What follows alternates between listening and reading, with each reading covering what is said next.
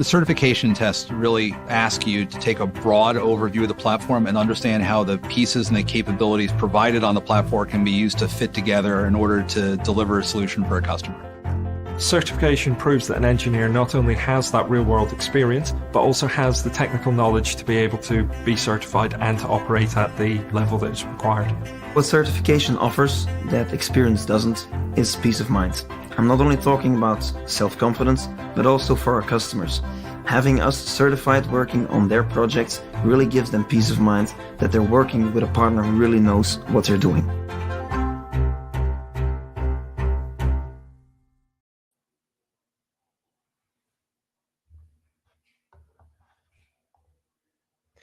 Welcome and howdy, everyone. Thank you so much for joining us. Howdy from Houston, Texas. Super excited to be kickstarting today's 30-day of cloud learning with Google Developer Student Clubs here today. Quick reminder, this event series is going to be ongoing for the next 30 days. So make sure to like, subscribe, and share this event with all of your friends. We would love to see not only you, but everyone else at all of our future events. Today, we are going to be covering some information about Google Cloud and cloud fundamentals. So without further ado, allow me to bring Hoda to stage to kickstart your journey into Google Cloud and getting your first skill badge here with us today. Thanks so much for joining.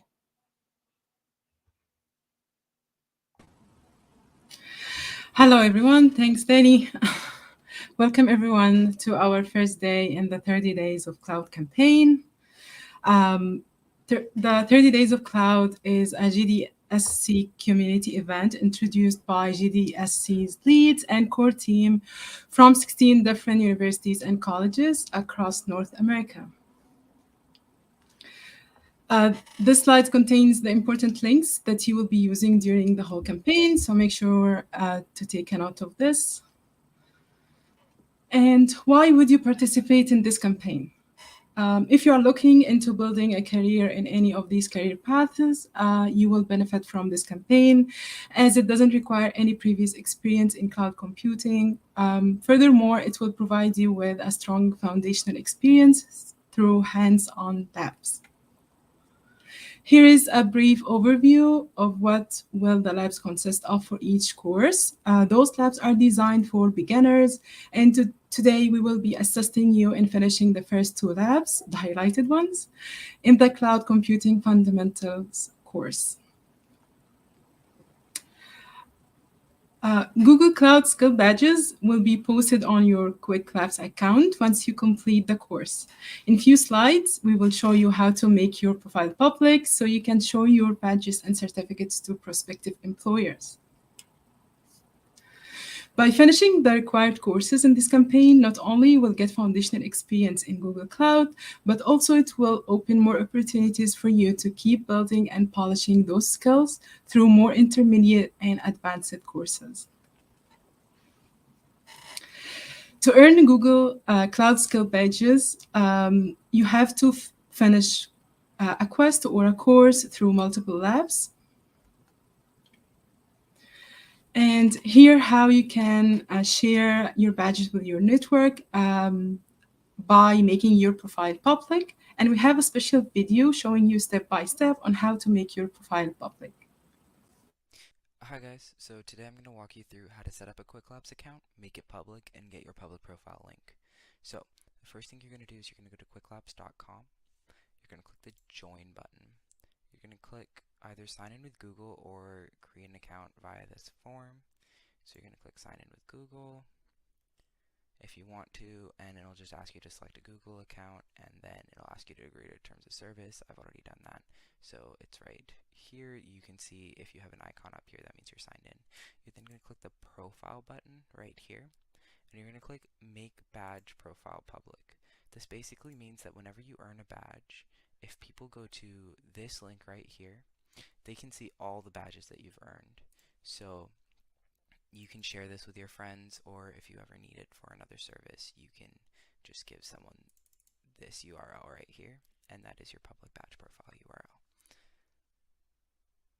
So here's the public profile of my personal account, just to show you guys how it looks. And this is how people will see your account once you start earning some badges. They'll show up just like this, and you can have a whole list of them. Great, thank you. And by finishing all the modules in this campaign, you made it. You can share your badges and certificate with pride. Committing to such a learning experience is a reflection of how resilient you are. Be proud of your hard work. And before digging into the actual labs, I would like to introduce a special guest. Henry Ruiz is a Google developer expert in machine learning and is joining us today to give us more idea about what Google Cloud is. Henry, here you go. Take this. Howdy guys from College Station. Thank you so much, Hoda, for the invitation. I'm so excited to be here and talk about this amazing topic, which is cloud computing. So, what Hoda mentioned, I am the Google developer expert in machine learning and also Texas A&M developer and Southern Cloud member. And today we are going to talk about the fundamentals of cloud computing. And this is the topic that we're going to go through in this brief introduction. So we're going to start talking about what is cloud. So then we're going to go into the foundation of cloud computing. We're going to also discuss about all of the amazing set of services that Google has to provide us, like developers, that our infrastructure, all of these kind of amazing things. Then we're gonna go and talk about how to orchestrate all of these services and how we can start using them in our applications, personal projects, etc. And then I'm gonna wrap up the talk, just basically talking about how to get started. So let's dip into the concept then. First, I'm gonna start talking about what is cloud, and then you guys probably, if you go to Google and try to find information about Google Cloud, you're gonna find a bunch of definitions about different approaches to talk about the topics and this kind of stuff. But after deep in, I think that this is probably the more clear definition that I found about what is cloud. And as we think about cloud, and we talk about cloud, it's basically things, getting things done using someone else's computer, someone else infrastructure, especially when someone else worry about the maintenance, provisioning, system administration, security, and all the costs that carry all of these management activities. And how actually that works.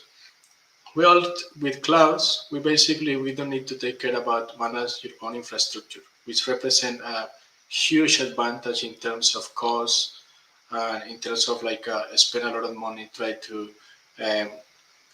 buy an infrastructure and try to manage them. So here you can see some of the services that Google Cloud provide to us for application deployment. We have cloud storage, we have cloud data, we have big tables, SQL, and during the presentation today, I'm gonna try to explain about all of these services and how you guys can start using in your regular activities, developing application, working in your projects, etc. So, cloud. When we talk about cloud, what I mentioned before is a bunch of different services. So we can group them in three main layers: application services, application logic, and integration with other Google services. And we're gonna go through these categories more in details. But what are the advantages of cloud computing in comparison with the on-premises infrastructure? When we talk about on-premises infrastructure is when the company invests in try to have servers, try to buy all the infrastructure that they need to run their application, their databases, etc. But as you guys can see here, this sometimes is costly because you need to spend money, in different things. For instance, like maintaining the systems running, doing the deployment, hire the right people to to constantly work applying patches, updates, updating the applications, and make sure that they are running properly. So sometimes on-premises solutions can be the way to go. Is the company have the money, and if the company already spent a lot of money in infrastructure, but so far what the future says that and what all the companies are moving to the cloud computing model. And the reason is because we can have all of the services that we used to have in our on-premise or in home architecture. We can have all of them in cloud computing. So if we want to host an application, if we want to create a database, if we want to create a virtual machine for developers, or all of these tasks can be made in cloud computing, and we don't need to take care about how to manage all of those services, because generally Google Cloud in this case provides not only the infrastructure, but also they make sure that the services automatically scale up and also all the time are running.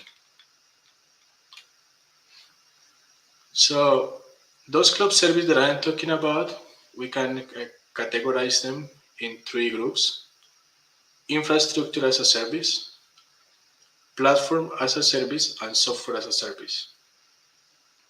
So we're gonna talk more in detail about each of those groups of services in the cloud. So you guys can see here all of the services available in the Google Cloud Platform in different groups. So for computing, storage, we have different options here to store save information. For our applications, we can create databases in the cloud. For networking also, people that work in infrastructure, they can move all their network model to the cloud. We also have different big data solutions these days. The data is the goal. So we have different tools to handle big blocks of data. We also have different services to work for working with machine learning, and we're gonna go through all of them, or at least I'm gonna show you guys a brief picture, a big picture about some of those services and how they kind of like are so useful for companies or for what we are doing. So let's start talking about the computing services. So the computer services provide the user the facility of computing and hosting, and we have different options. One of them is virtual machines. So these virtual machines basically offer to us managed infrastructure where if we have our application running locally in our servers, we can move them to the cloud by creating a virtual machine. And the good thing about it, what I'm saying, is like one of the best features that the virtual machine has is that they automatically going to scale up if the application that we are running need more resources. This is a very important aspect, because instead to think about this, we need to invest more. Instead to think about invest more money in hardware, we just basically activate in Google Cloud the option to scale up based on the resources that our application need, and we don't need to think about the traffic that the application will have or this kind of stuff. These kind of concerns that as developers or people that used to work in IT has. So we have the computer engines, which are the virtual machines. We can have virtual machines running Linux, virtual machine running Windows, according what we need. So we can replicate the same environments that we have in the on-premises architecture. Remember that when I mentioned on-premises means architecture in home, architecture hosted locally in our companies.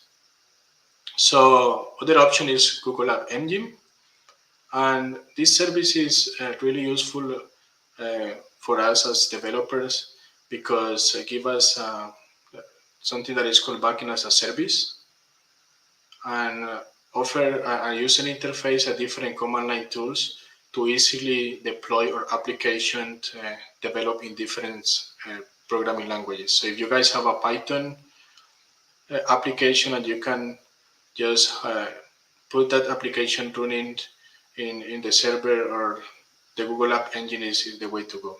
So Google App Engine is able to run applications developed in Python, Java, Node.js, and also have the option to automatically scaling. And for IoT they also offer the IoT backends for Internet of Things solutions. So that's mean that you guys have a Node.js application that read in real time information from different sensors, and all of them are connecting a Raspberry Pi or using Arduino or this kind of stuff. You kind of want to have a backend that process that information to do something useful with that. So you can develop an application and deploy that application in Google App Engine. That means that overall Google App Engine offered to us all the infrastructure what we need to run our application in the cloud. So we also have something that is called Cloud Functions. So we don't have a big team, and we don't want to spend so much time developing like a big backend or something like that. Or if we are mobile developers, this is the way to go. We can create functions so that do something specifically, and we can. And what Google Cloud going to give us is a URL, and we through this URL we're gonna be able to call or invoke that function from our applications as a web service. So it's really useful in developing mobile applications. So we also have a Kubernetes engine. So most of those services that run in the cloud are running using Docker containers, and Google Cloud offers different ways to orchestrate them and work with different and have different tools to work with these Dockers containers and like that. So we also have Cloud Container Register. So that's mean that we have different tools. If we have for instance, we have an application and we want to put that application in a Docker container and somehow isolate all the dependency that application need to run. So we can create a Docker container, and since probably that application is only useful for my company, or I am not able to deploy that application public available, so I can create my own Cloud Container Register, and I can put all my application there, all my containers there, and people in the company that works with those applications can access to them. And I can actually control who gonna access to those Docker or these kind of virtual machines. So for databases or data storage, we also have different options. So we have Google Cloud Storage. So it's very useful to work with images. So you guys can put, if your application requires access to images or somehow log information from files or this kind of stuff, Google Cloud Storage is the best option to go for it. We also have Cloud SQL. So it basically offers a fully managed relational MySQL and a Postgres service. So that means that if we have a SQL database running locally and we want to move that to the cloud, Cloud SQL is the service that we need to go for it. So we just basically go there, create the database, import the data we already have locally, and that's it.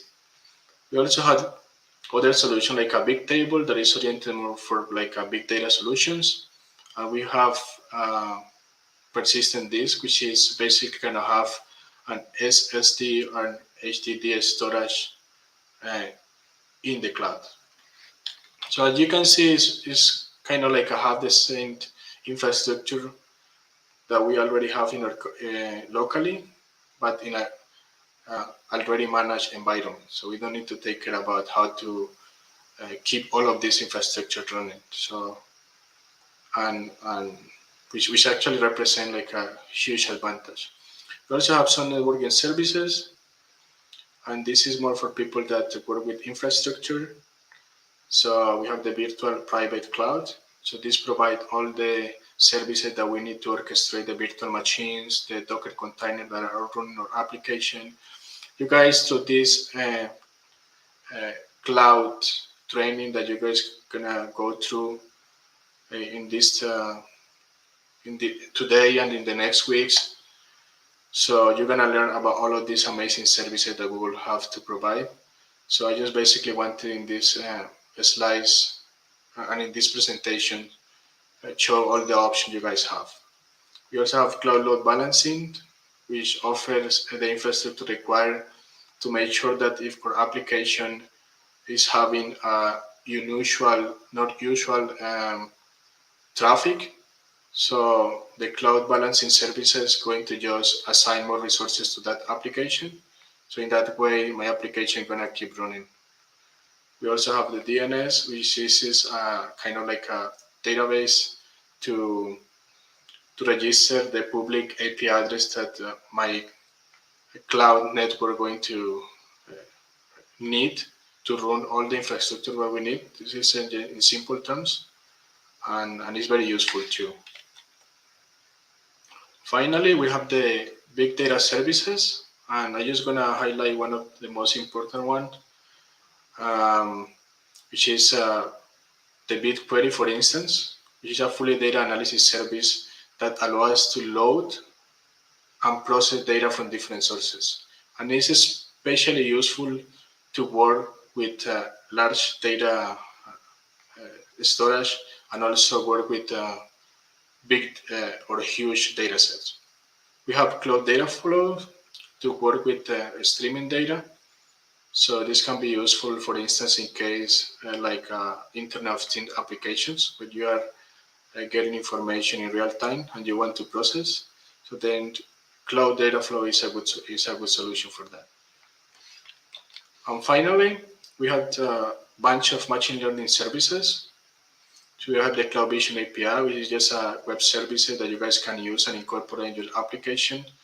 And it's going to offer the option to train image recognition, object detection, and classification algorithms. So that means that you don't really need to be an expert in machine learning. So you just put the image there, train your model, and you're going to be able to use it in your mobile application. Same with the Cloud Speech API. You can create easily with a few lines of code a speech recognition application, just using the REST API that the machine learning services the Google Cloud has. And there are other useful tools like the Translate APIs and the Cloud AutoML. For more sophisticated or more complex scenarios, when you guys have a data set and you don't really know how to do what to do with that data, so you can try with the AutoML and give a chance to train. Basically, what the Cloud AutoML does is based on your data, going to infer what is the best model to do whatever you guys want. So you can just use AutoML to train a classifier. So you don't need to come with the best model or the best solution to do that. So use AutoML going to try to figure it out what is the best model based on your requirements. This is very useful if you don't really have experience with machine learning, because imagine that I want to train an image classifier, but I don't really know what architecture to use, what deep learning architecture to use, what machine learning model to use, or what algorithm could have works better. So in that kind of scenarios, so Cloud AutoML offers an option to find the best model to fit our data. So this is really, really useful. And finally, we have Vertex AI that offers all the infrastructure services and what we need to deploy our machine learning models. So this is for more custom scenarios. So if your company or you guys have a special case when you want to come with your own model or this kind of stuff, so you can use Vertex AI. Okay. Finally, if you guys, what you guys see is that there is a bunch of different services. So sometimes this can be overwhelming, and you don't really know how to kind of use all of those services developing your application.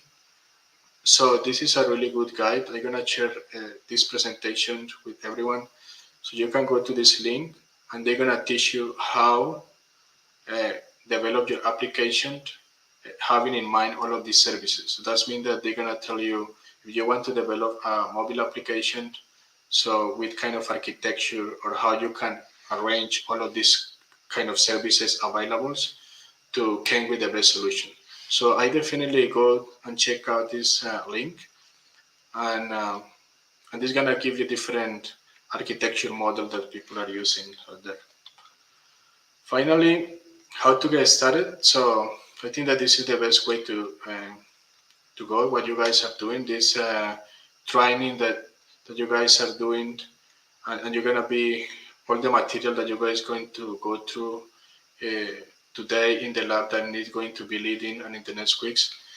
So it's a good way to learn about all of these topics. Here you can see the different kind of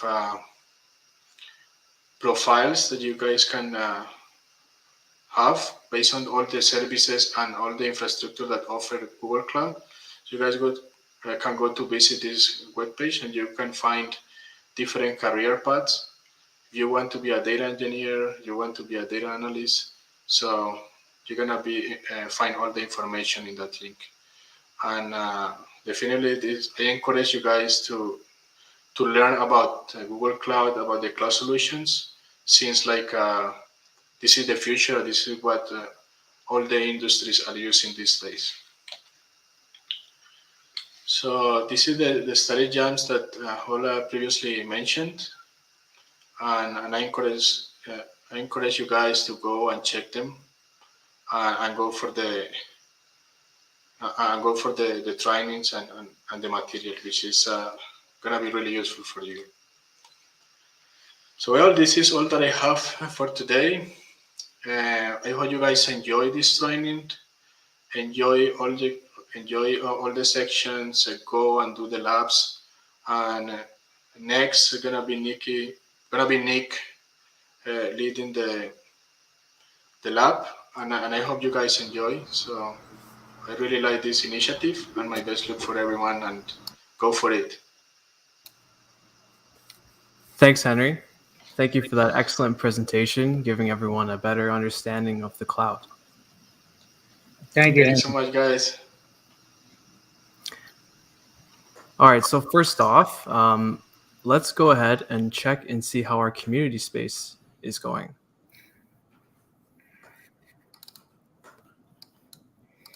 So those who don't know how to get into the community space, it's very simple. I'm going to quickly share. So this is the website we shared earlier. As you can see, this is the home page. So you can go register if you haven't done so. You only have to register once. You don't have to register multiple times, just once. And then you can join the community space on Kumo Space just to help you out with any questions that we have. There's, as you can see, multiple people mingling around.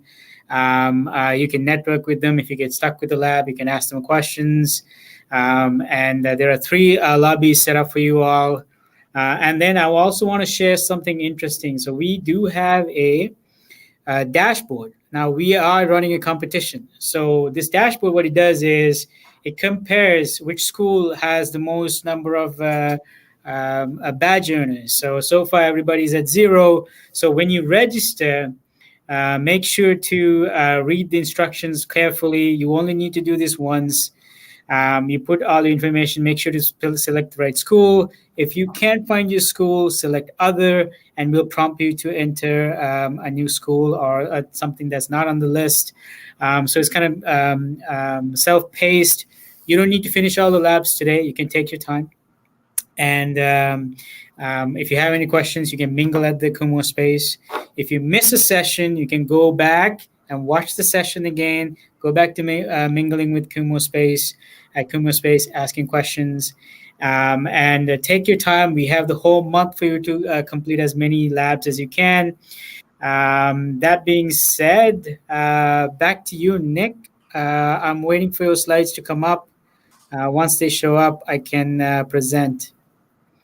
I think Danny and a few other community members are on Kumu Space right now, broadcasting and answering questions.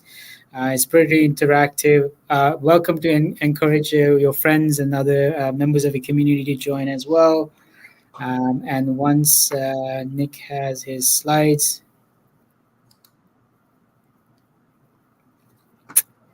okay, Nick, over to you.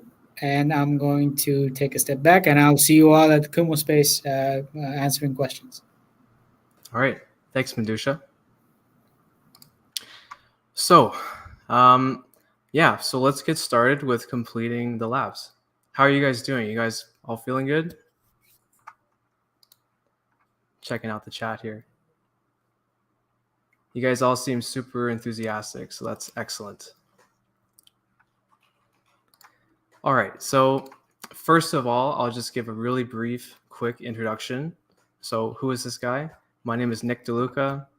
Like Hoda, I'm a student at Sheridan College, enrolled in our software development and network engineering program. I am our workshop and talks co-lead at our very own Google Developer Student Club. Currently, I'm working at BlackBerry for my co-op work term as a reporting automation developer. And yeah, today I'm going to be going over with you how to complete the first 2 labs on the Google Cloud Platform live. So we'll be going over it step-by-step process, nice and easy, nice and simple. If you guys have any questions, you can go to the Kumo space and find someone there, or just put it in the chat and I might be able to answer them as we go along. So yeah, each lab should take maybe roughly, let's say, half an hour-ish, hopefully, depending on how the time span goes. So we'll see how that goes. And they are quite simple. They're the first 2 labs, so don't worry. They're just more to get you familiar with the platform, and it doesn't require much prerequisite knowledge. Now, with that said, there are a few CLI commands that we'll be inputting today, so familiarity with Linux might help you out there. But don't worry, I'm going to hold your hand through the whole process and make things nice and simple. So if you can see my screen here, I'm sure you've had a chance to read it by now. I put in a small computer science meme for you all. I'm sure we can all relate to this. What my friends think I do, my mom thinks I do, what my professor, and what I actually do, using Google to learn. So I thought that was an appropriate meme to bring up here today. Yeah, so first things first, what do you do? How do you start the labs? Where do you go? So if you guys can go to this link, go.quicklabs.com/hey-student, here is where we will begin registering for the course.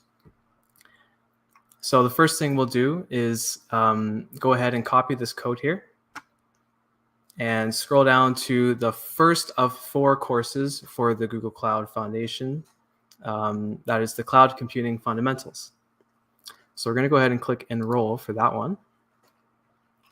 And we're redirected to this page where we're going to be pasting that link that we saw on the previous page. And click I'm Not a Robot. And I am failing at the reCAPTCHA verification. Okay. Click Submit. There you go. And now, as you saw before, we're going to either sign in or join with your Google account. So I've actually created a new Google account for this right here. And this is the first time for me opening this on this account, so you guys should see the exact same thing. So once you sign in with your account, you guys are going to see this terms of service. Just accept that. I'm not a robot. Okay, easy peasy, lemon squeezy. Now we'll keep going onto this page. And here we're going to scroll down and click Enroll in this on-demand course. Okay.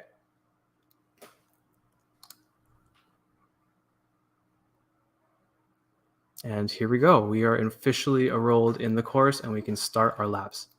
That easy. All right. So you can see this little pop-up here in the bottom right. This is going to start your access to the modules and the courses and the labs. So I'm going to click that here. And we can see this little hamburger menu in the top left corner. If you guys want to go through all the material, you can. Today, I'm just going to focus on the labs.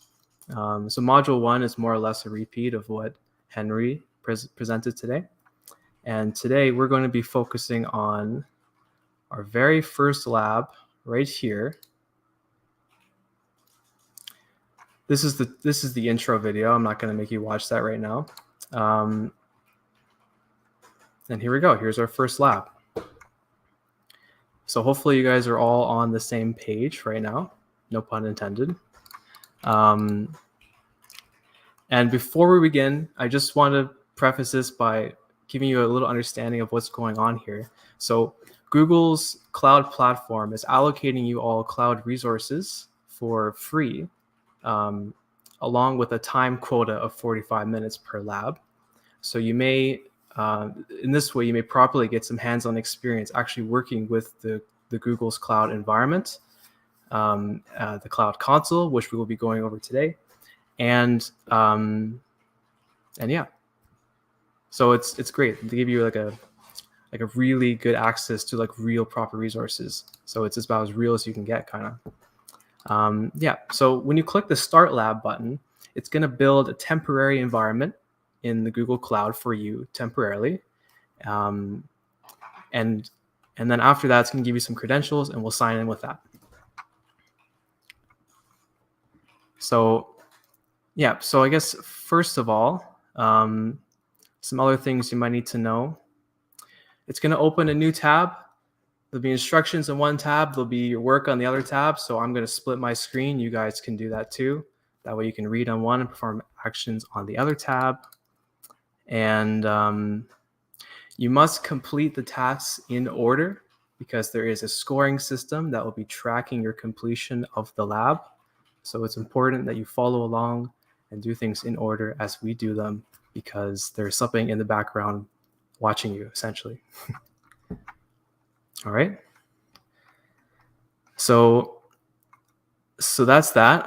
The first lab, we're going to be learning about, the Google platform, like I mentioned, how to access the platform, log in, how to navigate, get familiar with the Cloud Console, Google Cloud Projects, all that stuff. So everything's very straightforward. You can even read along as we go. I'm going to scroll down to the start of the lab.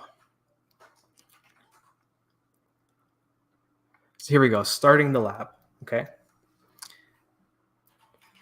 So I'm gonna click Start Lab like everybody else. So let's get going. I'm not a robot, and here are more verification. Okay, and you can see it's giving me some login credentials. So I have a username, password, and I have a Google Cloud Platform project ID. It's a temporary project for us to work in. And if I click this link here, it's going to ask me to sign in with those credentials that it just gave me. So I'm going to go ahead and try and make this a split screen for you all. There you go. Hopefully that looks fine. And if you scroll to the top, copy your username, paste that in here. Next. Copy your password, paste that in here. Accept. And here we go. We're in on the Google Cloud Console. You can go ahead and agree to the conditions and policies, and there we go. All right, so what's next? So task number 1, we've already done that. We've signed in to the Cloud Console.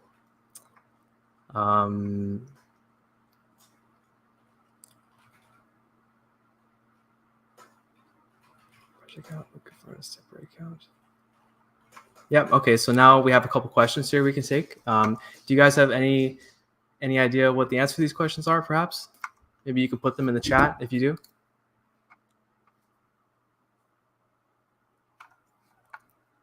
So what field is not found in the left pane? This should be pretty obvious if you already logged in. It's already on my screen.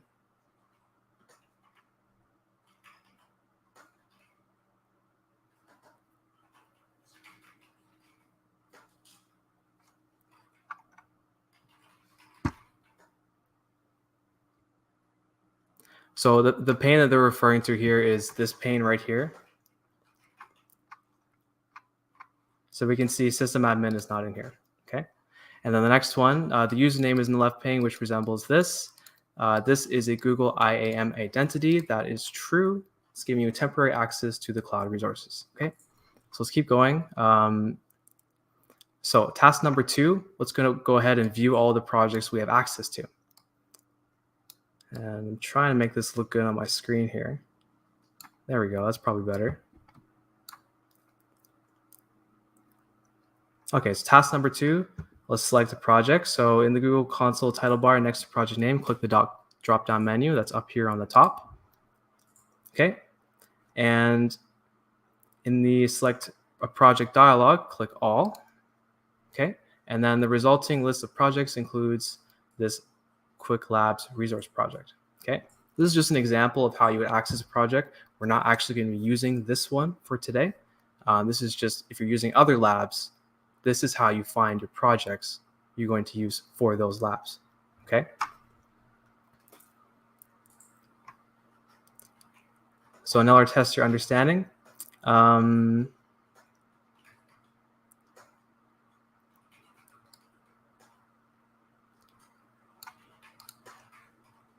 on one second.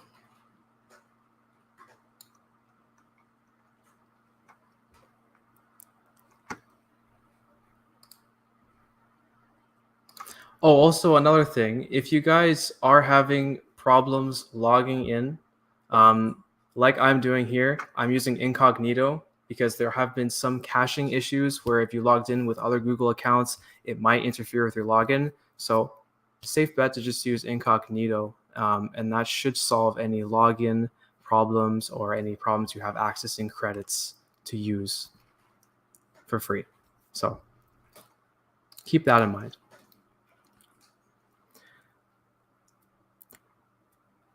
Okay.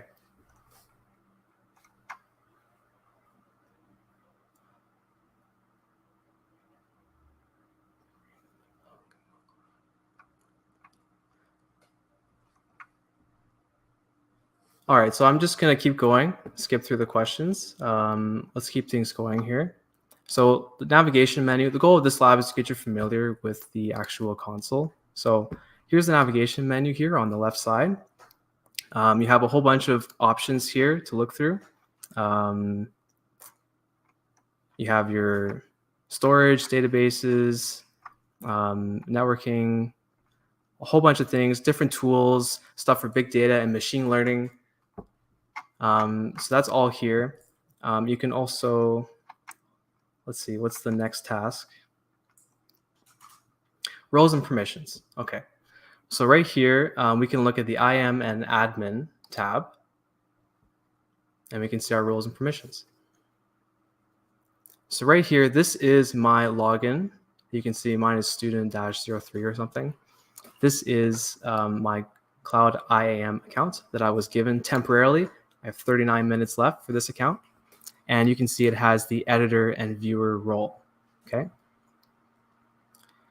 So an editor and viewer role, that's just for read-only actions.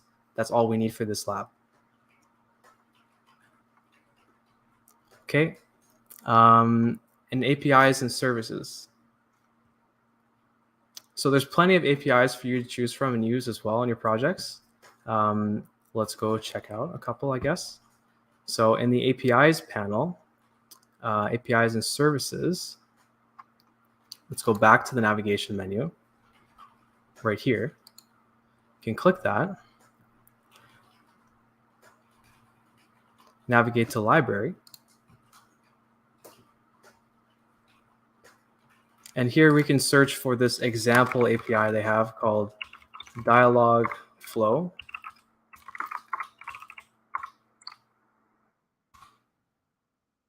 Okay, here it is. So we can click that. And let's try click enable.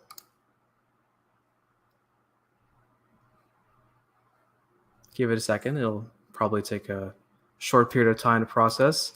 Okay. And just to check that it's actually enabled, we can click the back button on our browser and we will see API enabled. Okay. So that's how you will enable APIs if you want to use them and play around with them.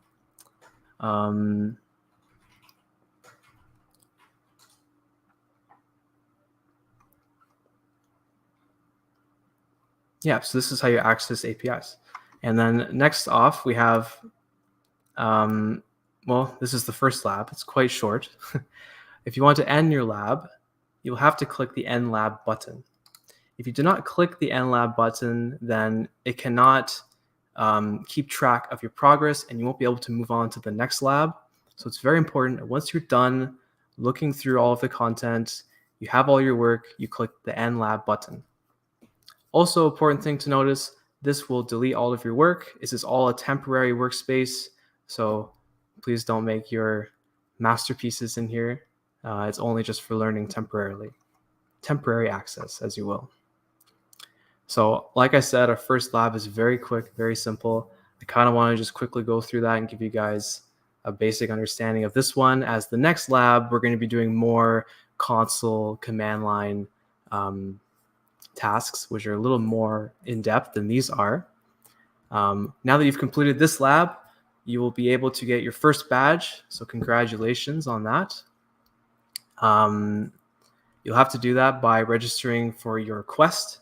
So there's a handy link down here at the bottom. You can click that, register for the quest, and then you get your first badge. So that's super convenient. So yeah, we're done. So I'm going to click End Lab for the first one. It's giving me a warning. 5-star. Awesome lab. Okay, and that was it. Easy peasy.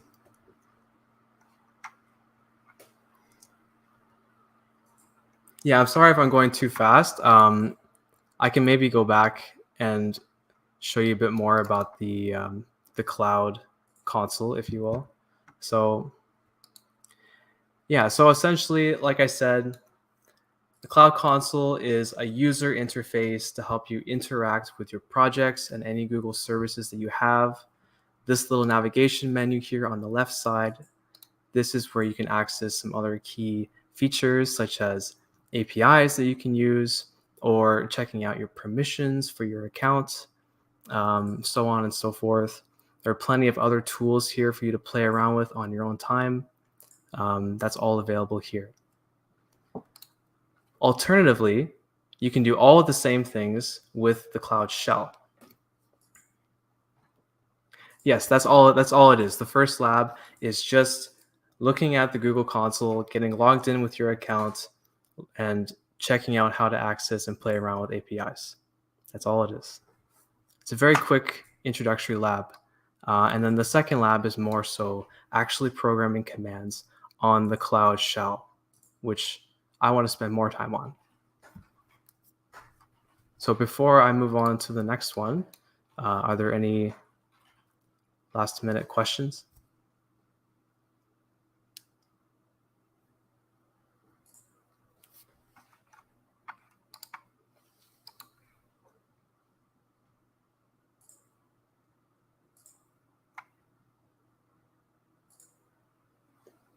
Okay, awesome. All right, so let's just go on to the second lab. There are some questions popping up at the bottom of your screen.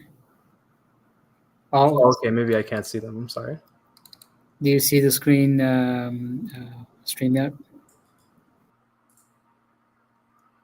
Yes, from Rajad, right? All we did was go to the Google console and enable the select API for this lab.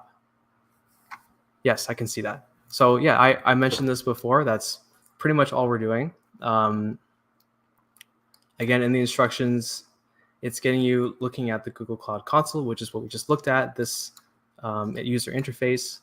And then we took a very brief dive into how to access an API, the Dialogflow API, And that's it for the first lab. And it's asking me to verify myself here again because I logged out of the lab, so I no longer have access to the resources on this page. So we got another question. Do you have to get 100% on all the questions, all the quizzes? No, you do not. If you get it wrong, it completely resets and you can just try again until you get it correct. So it's just for your learning. I was trying to get more engagement. So we have another question. How long are these labs available? The system we showed you, you go through Hey Student. It's up to you how fast you want to complete it, but these are going to be available for you at any time, as long as you show the process that we showed you to get the code, enter the code, get verified. So it's very self-paced. We also have, as you can see, Nick can like hover over some of those videos. Those videos kind of show you why you need to learn some of these steps. And if we were going through this faster, you can jump in and you can say, hey, you can get a better understanding as to why some of these steps are necessary, and you can dive in a little bit more. Again, this is very self-paced. Again, it's 30 days, so you have plenty of time, and we are not going to put too much pressure on the leaderboards as you start completing your quests as you go through. Let's see whether we have any other questions. Dalton mentioned, yes. So the reason we want you to register on the Cloud Coach page is so we can see which school you're from and how many badges you end up earning.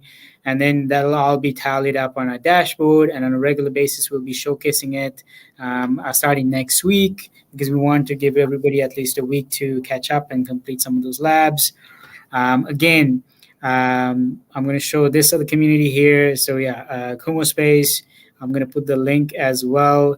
Any questions you want, some one-on-one support, go there, mingle with a few people, ask a few questions, and then see whether you can tackle some of those issues. Now, this space doesn't shut off. It's going to be live 24/7 as long as you want. Let's say you want to watch this video as a group later down the road and over the weekend with your friends.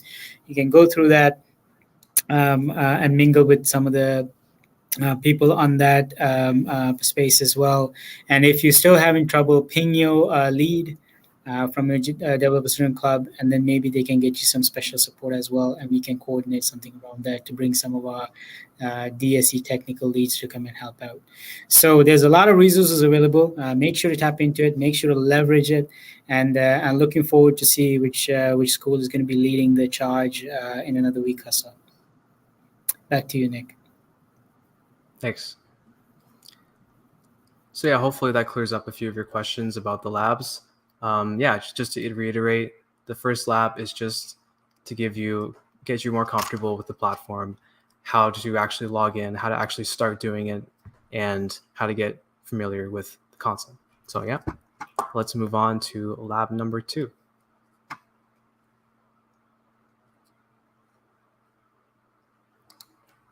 So this one's more in depth. We're going to be learning something called the Cloud Shell, which is the command line interface where we'll be able to access and manage our projects and our services using the command line. So again, I'm going to try and split screen this.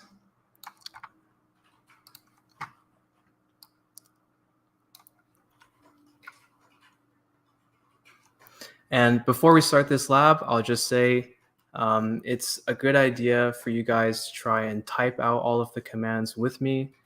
There are handy dandy copy and paste options for you, so you can copy the commands and paste them into your Cloud Shell if you like. However, it's a learning experience and you learn better by typing, I think. So it's a hands-on lab. Let's get hands-on with it, if you will. All right, so let's start the lab here.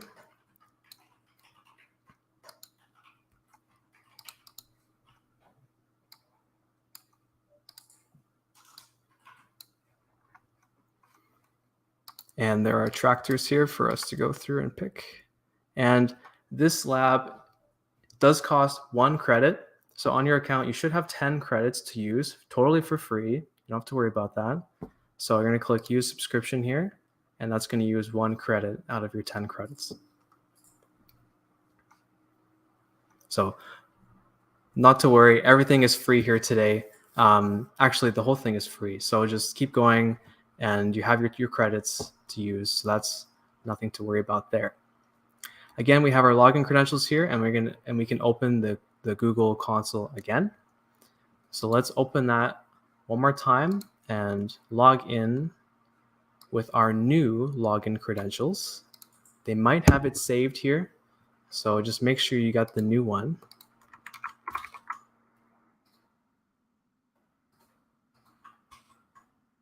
So I'm just copying my username, my password that it gave me onto this link, open Google Console.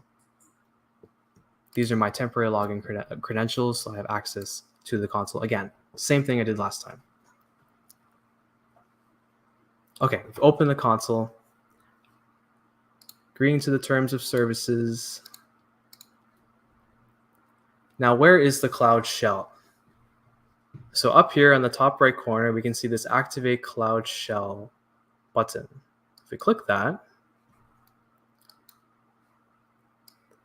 and click Continue,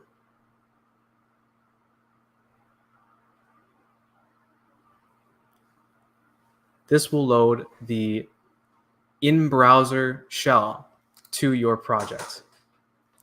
So these credentials have given you a project. You can see the project ID down here, and this is the shell where you can interact with that and manage everything. Alternatively, I should mention there is a mobile app you can use as well, and if you like, there is also a desktop version of the CLI, this Cloud Shell. So you can download it and run it locally if you wish. But if you don't wish, you can do it completely online through the labs just like this. And yeah, let's get started with the lab.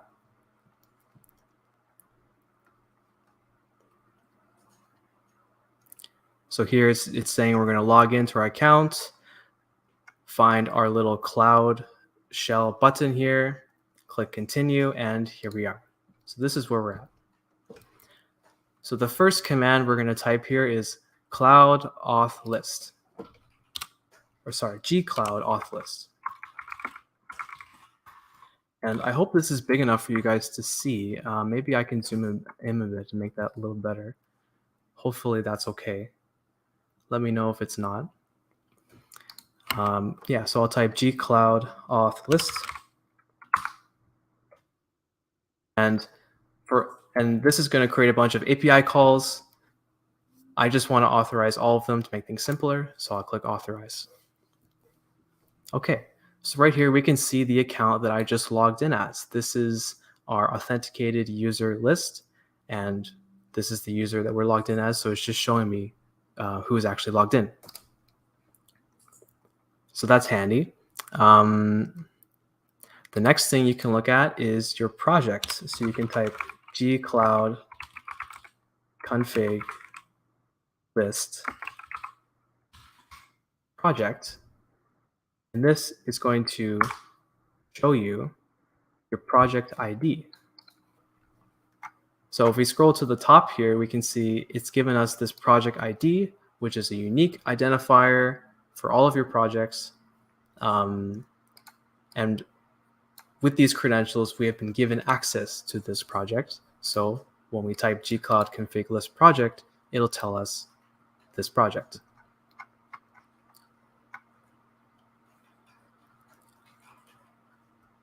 So yeah, that's the first two basic commands.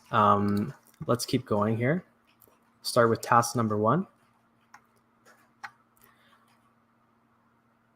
So we have regions and zones.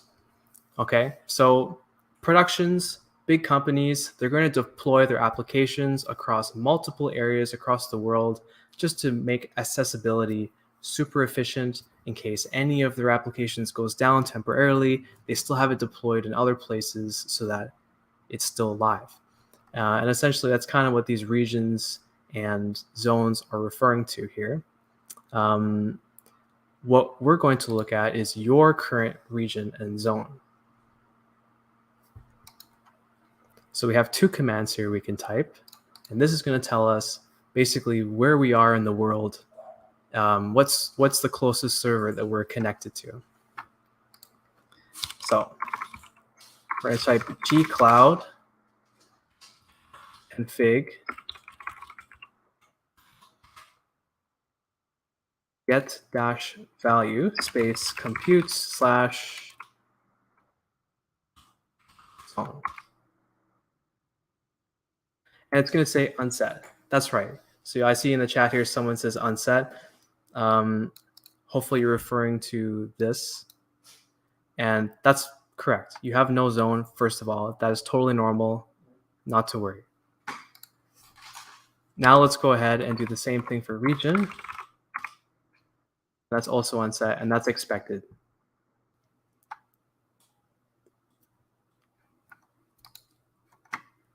So I'm seeing a question here. You don't have sufficient permissions to view this page, viewing the IA and admin IAM page. Okay, that's interesting. I wonder if I have permissions to do that.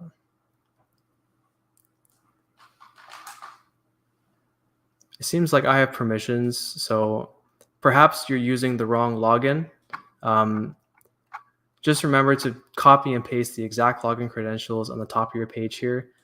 Maybe you could have a caching issue as well. So maybe it's best to just close your browser and reopen in incognito, start lab, sign into your account, and copy and paste these credentials.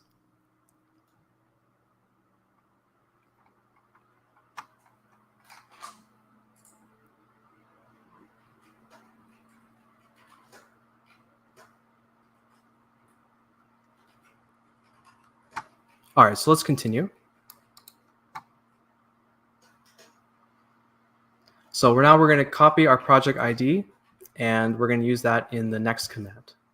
So let's scroll to the top, copy our project ID, scroll down to the bottom, right here, and we're going to type this command now.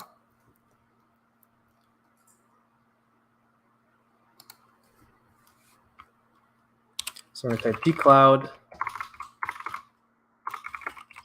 compute project dash info describe dash project. This is really verbose. I'm sorry, I'm reading this out to you. And you're going to paste in your project ID. Okay, so let's go ahead and try and run that. Here we go, and we have a whole bunch of information here. That's normal. So after we've typed this code, this command, we're going to scroll down to the top, and we're going to see a couple of values here. We're going to see the zone value, which is US for me. It's US Central 1-A. And you're going to see your region value, which is also, for me, US Central 1. Yours might be different, may not be different, might be the same. That's totally fine. It's just totally dependent on your region, where you're currently located.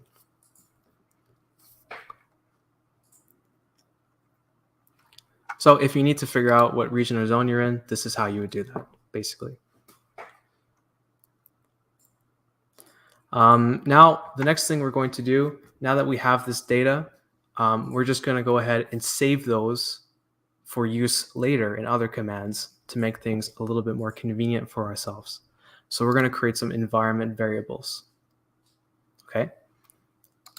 So we're going to type export project underscore ID, or call it whatever you wish, I suppose, equal to, we're going to paste our project ID.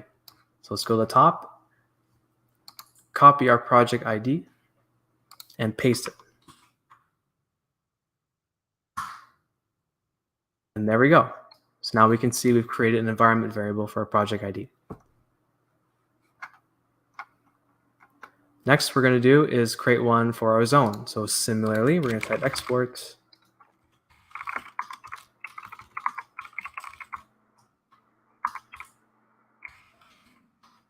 zone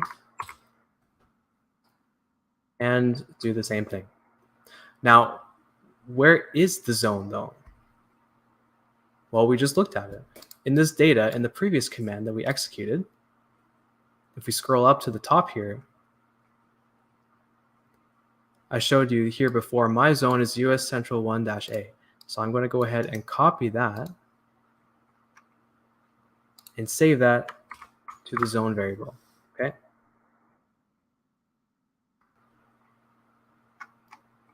Sorry, I'm just going to scroll back to where we are here. Sorry for all the crazy scrolling.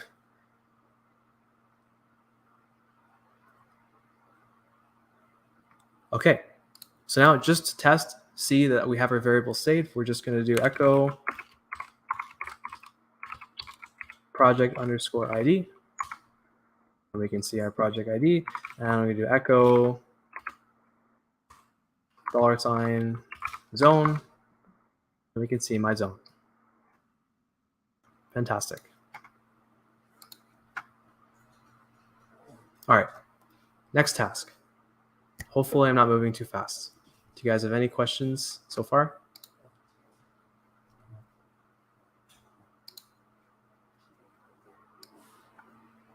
So far, so good? Here's a question. The credentials change for each lab. This is from Dalton. Credentials change for each lab. I highly recommend using the incognito window/tab because that helps avoid some errors. Yes, exactly. That's what I was mentioning before. There could be some kind of caching. It could be saving your account in the browser, especially if you're using Google Chrome. That's perfectly sound advice. Use incognito, and hopefully you can avoid some kind of error that you're having with your security or not having your credits available. Okay, so another thing from Dalton, he mentioned if you head over to the Hey Students link, you should be able to redeem the credits you will need for the lab. If you're having trouble, you can hop on to Kumo Space and someone will help you. Yeah, exactly. If you have any issues, there are plenty of volunteers ready for you in Kumo Space. And if you just go back to Hey Student, here's the link popped up on the screen here. You should be able to log in and get your credentials there. And there's the Kumo Space link as well.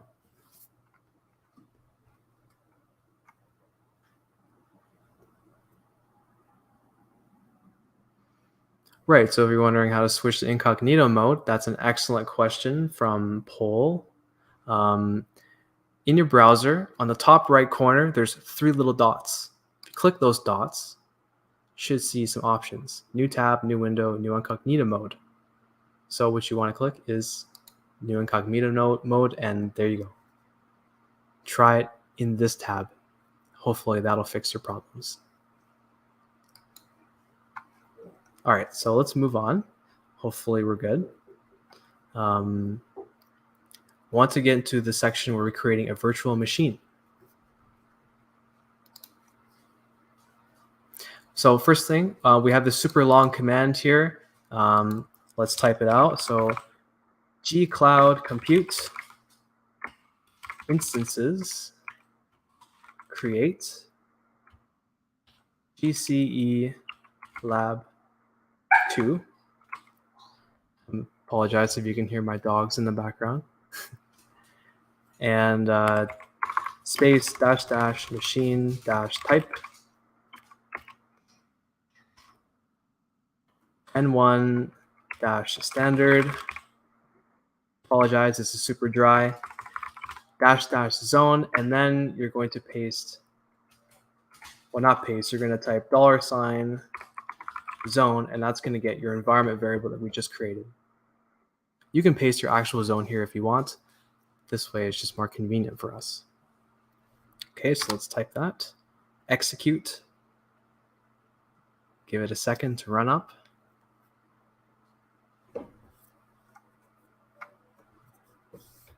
Hopefully we get a response.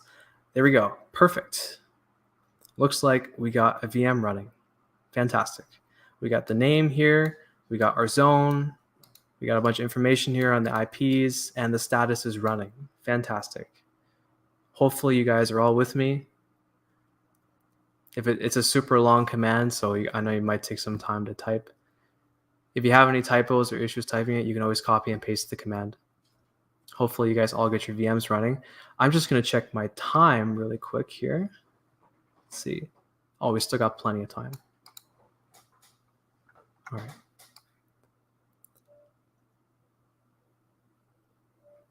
All right, so let's continue. So now we've created our VM.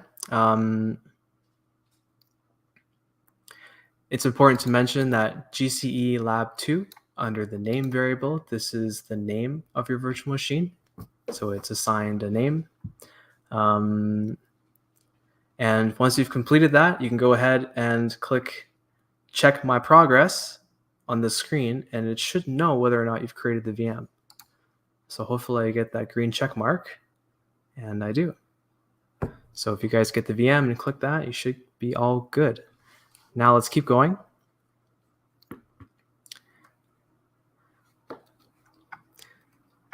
Yeah, okay. So how do you switch to incognito mode? Again, in any browser, I suppose I could show you Google Chrome specifically. If you click the little 3 dots on the top right corner of your screen, right here where my mouse is, you'll see new incognito window.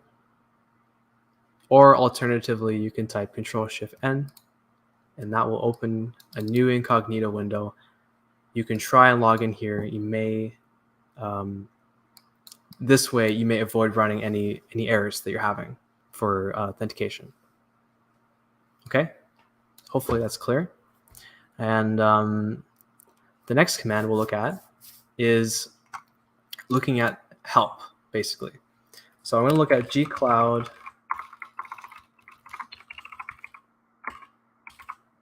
compute instances create. So this is the command we just ran. And now I'm going to type -- help to get more information about it. Okay, so it's on your screen. Don't freak out if you can't type anything. All you have to do is just press Q if you want to quit. And if you want to view more of the options and different things they have here, you can press Enter and you can press Space if you want. And it just gives you a whole bunch of documentation about each and every command. If you're not familiar with Linux, this might be a little much, but this is just like Linux. So any Linux tutorial as well, if you need extra help, that will help you understand this a little better as well. And to quit, just press Q on my keyboard and it's all gone, just like that. So that's help. There's other ways of running help very similarly. If I want to look at just gcloud on its own, I can type, for example, -h. And that's just going to give me the different flags available for gcloud, for the gcloud command, okay? And then let's say I want to run the next command, gcloud config -- help. This is similar as the last page we saw. You just keep pressing Enter or Space, and you can view the document, learn about the commands, all the different flags available. And when you're done, you just press Q, and there's that. Okay? You can do this for any command. If there's any command you're unsure, you're not sure like how it works or what kind of options are available, all 3 of these are great options. Okay, so that's help. Hopefully that's clear. And the next thing, there's various syntaxes of writing the same thing. So we could also type it this way, gcloud help config. And this is the same page that we saw before, okay? All right. So now let's go over and type the next command. What we're going to check out here is the list of configurations in our environment. So we'll type gcloud config space list.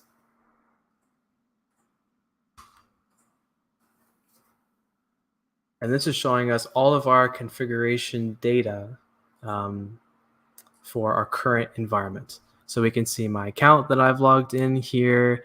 We can see some other data here. What else? We got screen reader, I guess. The environment is a shell. So if you want to access that information, that's there. If you want more information, you can type the same thing, space -- all. And now we have a whole bunch of values. Most of them have no default value, so they're all unset. They have no value right now.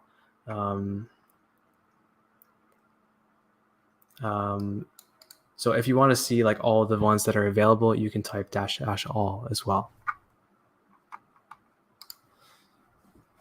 Okay, and now we can look at components. So we can type gcloud components space lists. And here we can see a whole bunch of components we already have installed. So we can see we have a bunch of app engines here for Java, for Python. What else do we have in here? We have some Google storage command line tools, SDK, libraries. This is just all the things that are pre-installed. So that's a way to access that information if you're curious.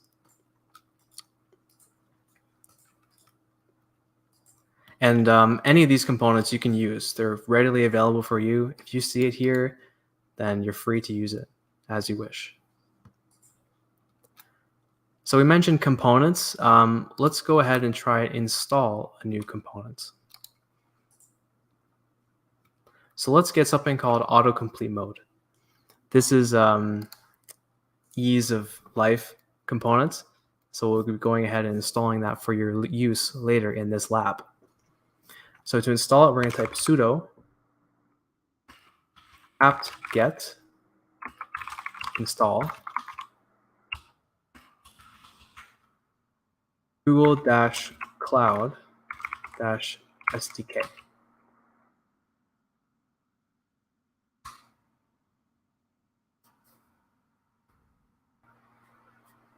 Just take a minute for that to run. Okay, it's installed. Next thing we're going to do, we're going to try and enable the gcloud interactive mode. So I'll type gcloud beta interactive.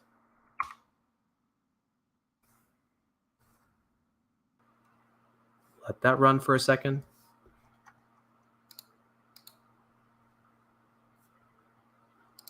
Okay, we're here. And perfect, we've got it running. So we can see on the bottom here, we have help, which is the autocomplete thing we just installed. We can see help is on the bottom left here. And if I type F2, I can turn that off. Okay, so let's turn it on and let's explore a little bit more about what this component is going to do for you. So let's try and type our next command and see how the autocomplete will help us. So let's type gcloud compute, and you can see it's already suggesting a few options here for me. I can use the arrow keys on my keyboard and switch through them, and I can press space to select one. Okay, so let's continue typing our command. Oh, okay, I see instances, that's what I want. Describe, and now we're going to type my VM name. So I think we wrote that. If we scroll up a bit,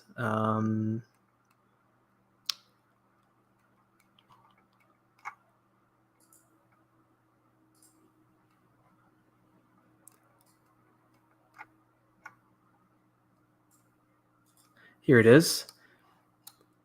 So my VM name is GCE Lab 2. Yours should be similar, I'm assuming. And I think I lost my command here. I might have to retype that, sorry. Yeah, I'm going to go ahead and copy and paste that. GCE Lab 2. And the autocomplete is already like helping me out understand like what is my VM name. So you don't even have to go look for it. In fact, I think if you just press tab, it'll automatically put it in there for you. So you don't have to scroll through the whole terminal trying to find your VM name. You can just press tab on your keyboard and the autocomplete will just completely put that in for you. So you don't have to worry about it, okay? So now we'll press enter. And this is fine. We're gonna press yes. Sorry, capital Y for yes. And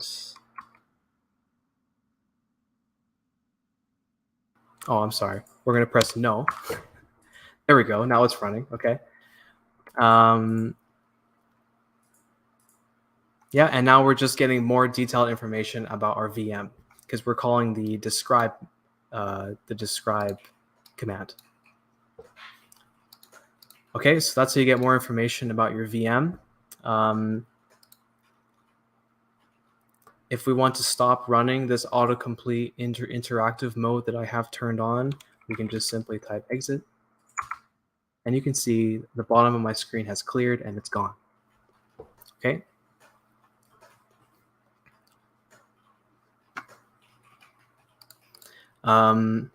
Let's keep going. So task number 3, how are we doing on time here? I think we're doing okay. Please cut me off if we're going too fast or I'm running out of time. I think we can finish this. We only have a couple more things to do here. So we're almost done.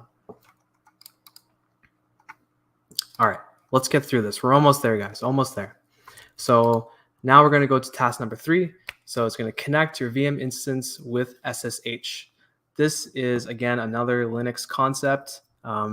So SSH stands for secure shell, and it's just a more secure way to kind of, it takes care of authentication essentially for logging into your VM. So let's go ahead and do that. Let's type gcloud compute SSH, our VM name. So mine is GC Lab 2 --zone $zone. Okay. So we're going to execute this command. And this is fine. Now we're going to type capital Y for yes. And it's going to ask you for a password. The default password is just nothing. So don't worry. Just going to press enter twice on your keyboard. And you're going to be logged in just like that. Okay. So there we go. We've successfully SSH'd into our VM. Perfect. We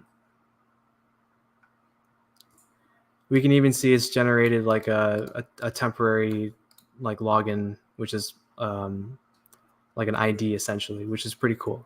You get that visual representation here. Yeah, so we're not really going to do anything in the SSH. I just want to show you how to actually SSH into things. So that's how you would do that. So now that we're done doing that, all you have to do is just type exit, and we've exited from our SSH connection to the VM, just like that.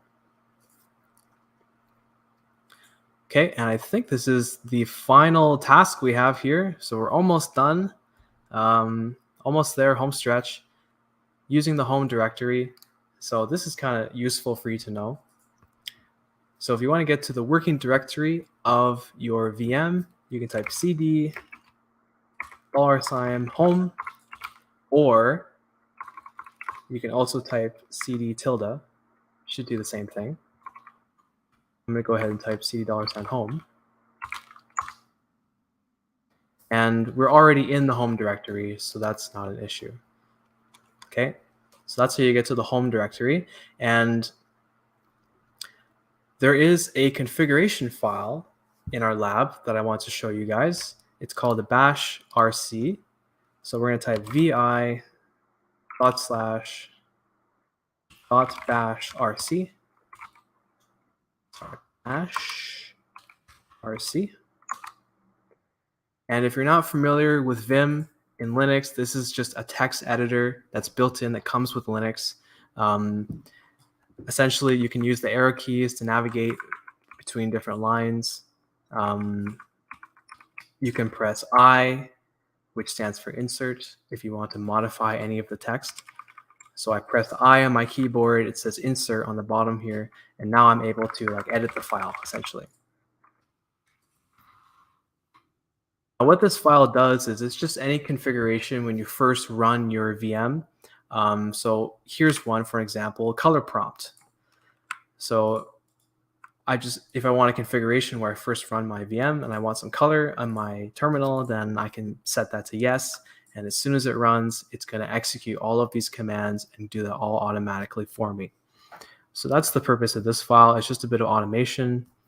Again, it's another Linux feature.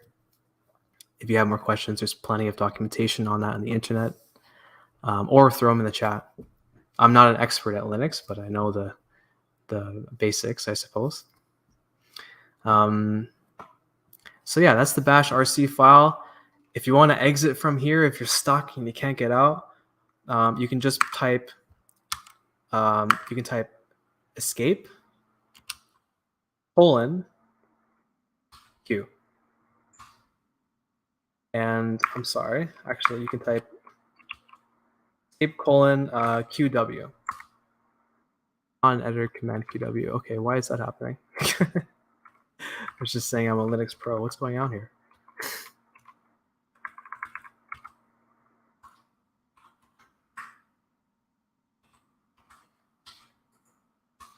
Okay, there we go.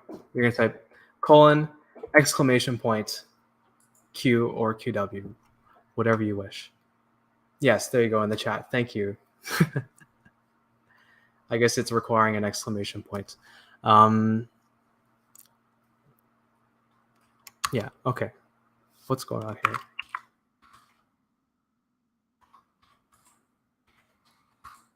There we go. Okay. Yeah, so you can type : QA ! That should solve the problem here. Sorry about that. Yeah, so that's how you navigate through the shell, the Cloud shell.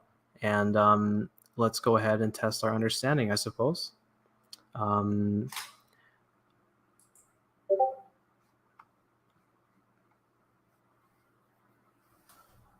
I think my camera might have just died here in the last second. Yeah, so sorry about that, but you can still see my screen. So let's focus on that for now. 3 basic ways to interact with Google Cloud services and resources. We have the Cloud Console. That's what we looked at in the first lab. We have the command line interfaces. That's what we're looking at in this lab. And we also have client libraries. And yes, that's correct. Okay, great. So that's everything. Congratulations, you finished your second lab. You should be able to get 2 badges from completing everything you've done today. Hopefully that went all great. Hopefully it went smoothly. Thank you all for joining. And yeah, I guess back to Hoda, and she will close things off. So thank you everyone for coming. Really appreciate the interaction, and yeah, thanks.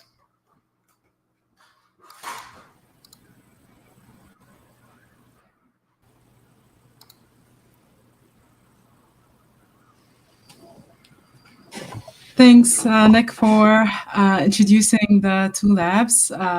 It went really smoothly. Thank you so much for your time and effort. And thanks for everyone who joined us today. If you didn't follow all the steps, that's totally fine. You can refer to the video after our live ends.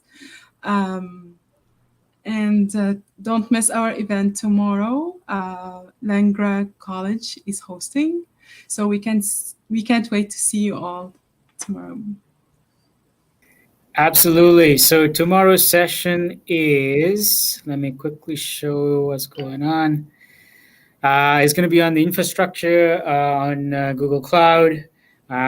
If you haven't subscribed, if you haven't registered on our platform, make sure to register. That's not the right link. Go join Kumo Space if you have any questions. And then if you haven't registered, make sure to register. Make sure to share with your friends. Again, we're doing this every day for the next 30 days or so. So the way it's going to work is Monday, Tuesday, Wednesday, Thursdays, we're going to be running sessions. So tomorrow's session is this. And on Wednesday, we're going to go through networking and security on GCP. And finally, we're going to do data, ML, and AI on every Thursday. So for 4 weeks, we're going to be doing this. Now, the other thing is we're bringing in specialists to do a 30-minute talk at the beginning of every session. So they're going to talk about something practical. Like today, Henry went through some of his experiences. Now, Henry is a Google developer expert, as well as he's a professional. He's going to be lingering around at Kumo Space. If you want any questions, they can help answer. As you can see, Danny's on screen helping a few of the students iron out any technical issues. So why we're doing this is we want to give you the foundation, the fundamentals. So once you learn the fundamentals, then you can go build and experiment with other study jams that our students are going to be running. So the more of you know how to use the fundamentals, the better it is. Hoda, do you want to quickly switch to the website so we can quickly demo the registration again and the dashboard? Yeah, sure.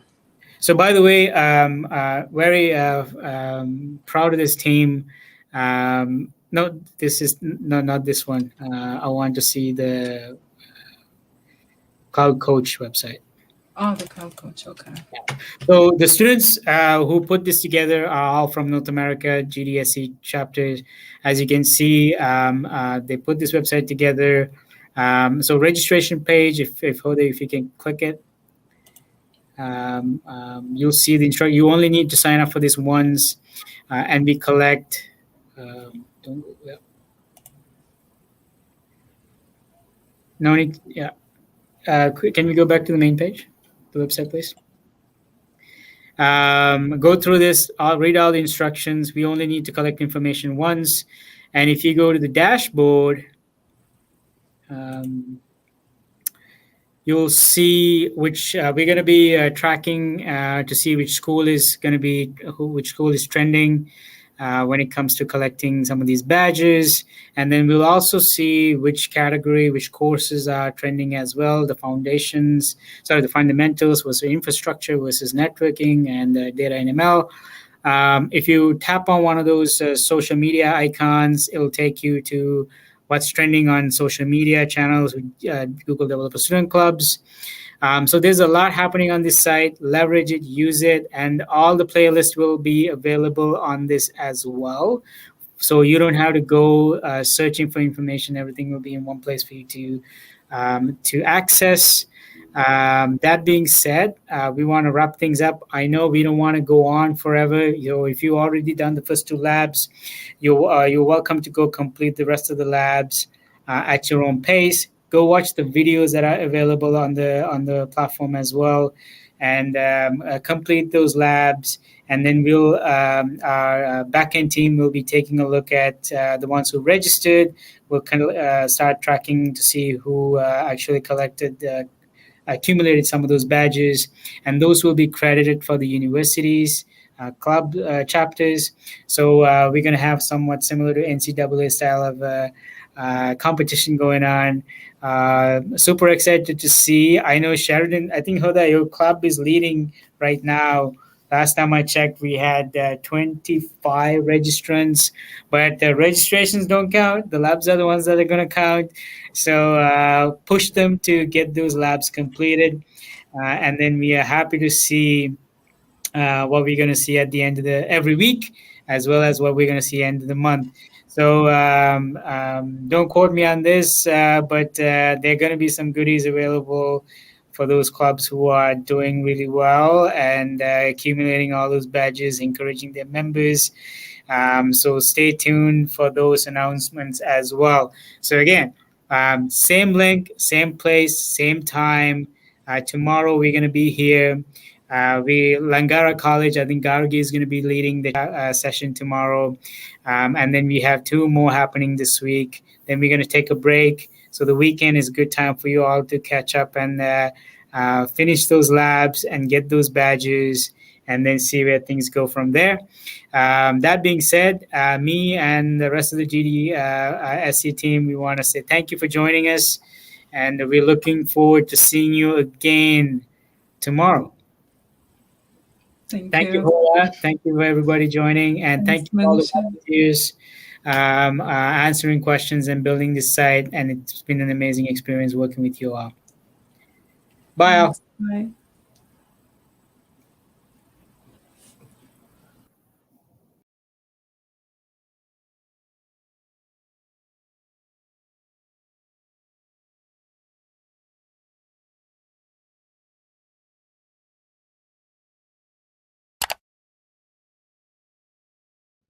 Hi, I'm Priyanka and welcome to the module, Where do I store this stuff? In this module, you will see how you can take advantage of managed storage and databases for cloud applications. So far in this course, you've learned what GCP is, why you should have a solid platform before beginning a GCP transfer, and how GCP supports the building of apps. In this module, you will learn about storage and database options in GCP. The objective of this module is for you to be able to implement a variety of structured and unstructured storage models. To achieve this goal, you will need to meet the following learning objectives. Discuss the different storage options that exist in the cloud. Differentiate between structured and unstructured storage in the cloud. Compare the role of the different cloud storage options. And explore the use case for relational versus NoSQL storage. You'll also describe leveraging cloud storage as unstructured storage, and explain relational database options in the cloud and describe the NoSQL options in GCP. These are the topics that make up the module. First, you will learn about the different storage options available in the cloud.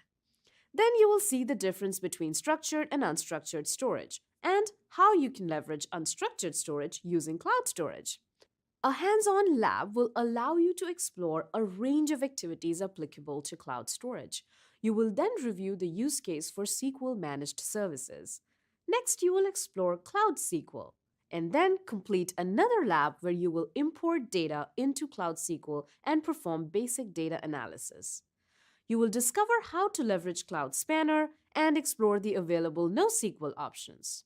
You will then learn how to use Cloud Data Store as a NoSQL document store.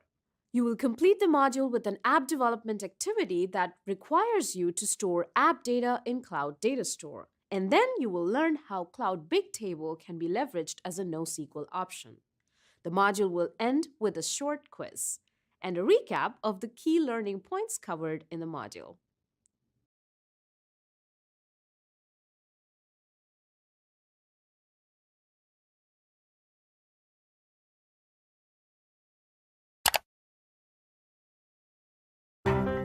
The certification tests really ask you to take a broad overview of the platform and understand how the pieces and the capabilities provided on the platform can be used to fit together in order to deliver a solution for a customer. Certification proves that an engineer not only has that real-world experience, but also has the technical knowledge to be able to be certified and to operate at the level that is required. What certification offers that experience doesn't is peace of mind. I'm not only talking about self-confidence, but also for our customers. Having us certified working on their projects really gives them peace of mind that they're working with a partner who really knows what they're doing.